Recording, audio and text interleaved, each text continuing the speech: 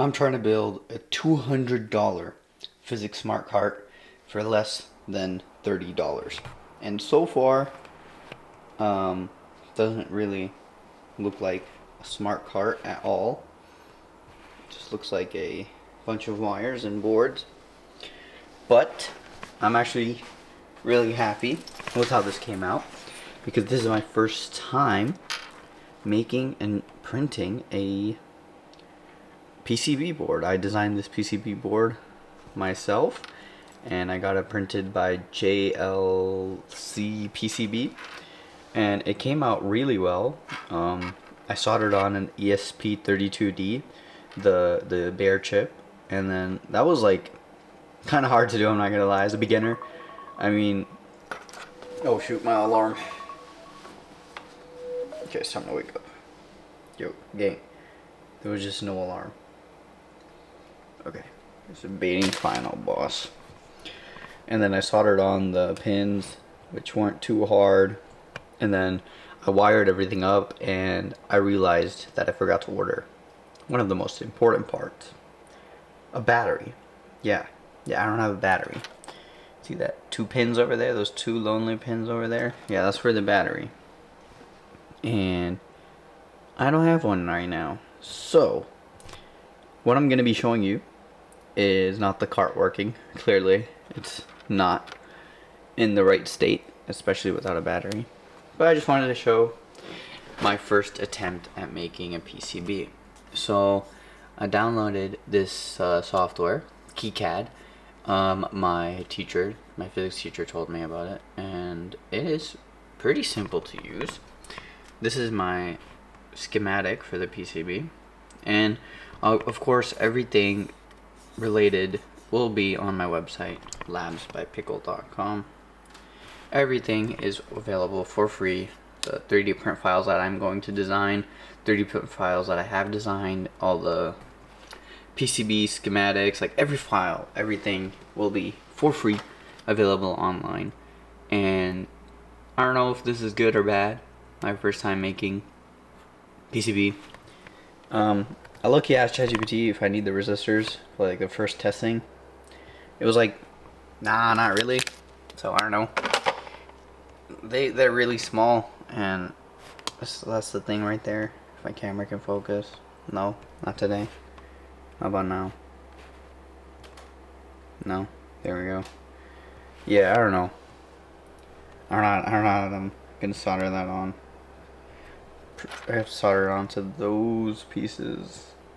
The C1, C2, C3. Those are the capacitors, and then the R2 is the resistors. And I don't think I have the skills for that yet. It looks really tiny. And before, I was using this big ass solder, bro. I don't know what I was thinking.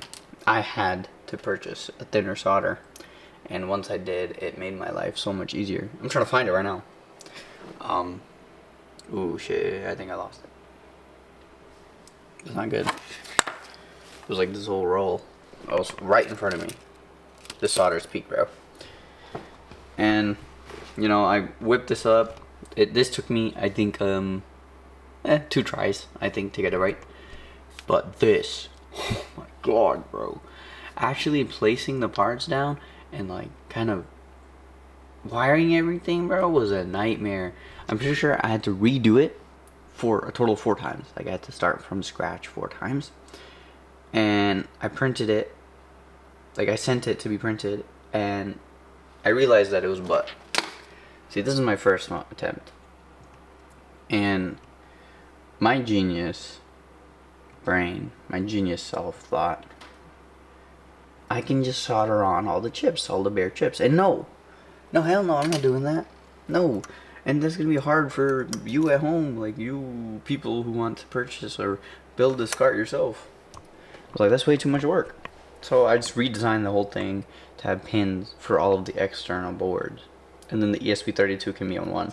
Because the issue before was, because the ESP32 had pins also, it was like a whole mumbo jumbo of wires, and like certain, what's it called?